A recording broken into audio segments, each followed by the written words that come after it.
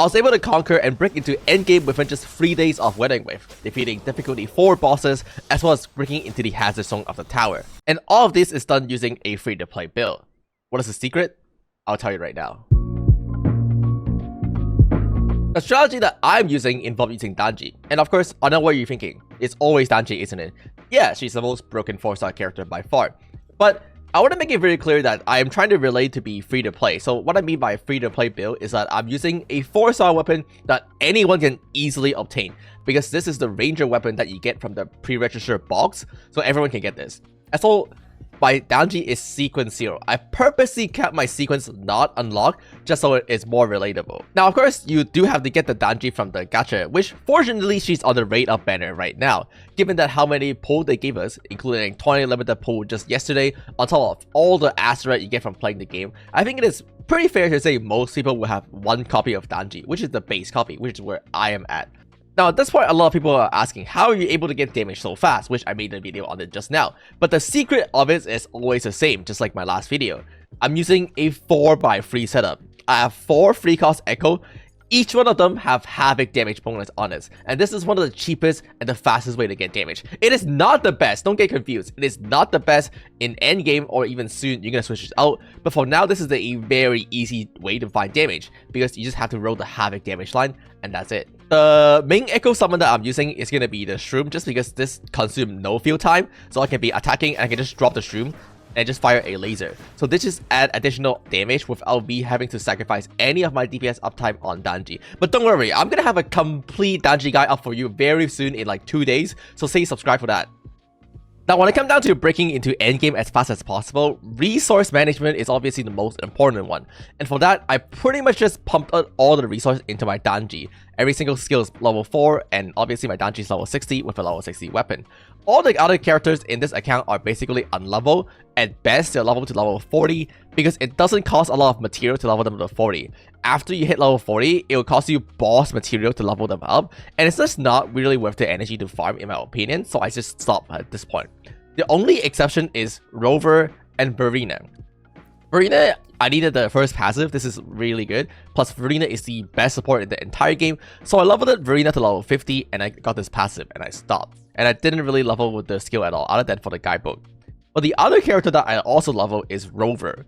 This is because Rover is free to ascend. When you ascend on Rover, it does not cost boss material. You use these mysterious code that you get from the story, from the delivery, and so therefore it does not cost you a lot of energy to ascend on Rover.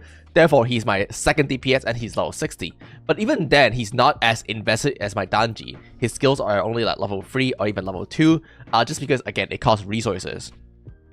Now, what most people like to consider to be the end game is going to be the Tower of Adversary, at least for now the reachable one. The Hazard Zone is obviously the real end game, and obviously I clickbaited all of you by saying I beat it, but you haven't beat it. But just to make it really clear, this is currently unbeatable. There's no way no one can ever beat this right now.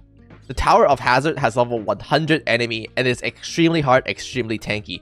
No one is going to be able to beat this for like another month or 2 months because we're capped by our level. We can't level beyond level 60 right now unless we hit unit level 40, and that's going to take so long, it's going to take daily gated. So yes, no one can ever actually reach the actual endgame to beat level 100 enemies, but for now, you can at least get there. Main reason I keep telling people to do not fall for the mistake of building free teams because you heard someone say you need it. You don't. At least not for another 2 months. You really don't need free teams right now because you're never ever beating the Tower of Hazard right now. And I keep telling people this, please save your resource to pour it into mostly one characters. And the reason why you do that, for example, is my Danji, is because you can beat the second tower this way by properly splitting up your team. The way I split up my team is in a very specific order, and you'll see. Because my Danji is the strongest characters, I purposely did a 1-4 setup. So I put Danji on the first floor, and then I put Danji on the 4th floor. And on the other side, I did the exact same thing. I put Danji on the 1st floor, and I put Danji on the 4th floor. This costs up to exactly 10 energy, and I can run my strongest characters for both of the level 70 bosses, which is the Thundering Mepis, as well as the Morning Axe right here. And this is the secret number 1 to conquering endgame right now, is that you make one character really strong, and you use it for the both side of the hardest floor. Now you'll see I use it Rover for the other 2 floors. So 2, 3, I use it Rover, Again, that add up to 5. The same for the other side. 2, 3, I use it Rover as my DPS, and that up to 5. Now, these enemies are pretty easy, but the one trick here is that because there is a Havoc Rover, which is the one I'm playing, I can share gear between Danji and Rover. So when it's my turn to play Rover, what I'm gonna do is I'm gonna go take all the Danji gear over. So all of these. So like, because I have level 25 Havoc damage bonus on Danji, I can equip these on Rover when it's my turn to use Rover in the tower.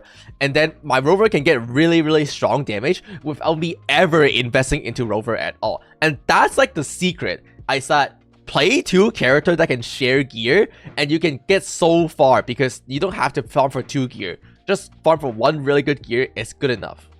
Now, of course, there is the other game mode, the hologram. In this case, doing difficulty 5 and 6 are pretty much impossible right now for the same reason.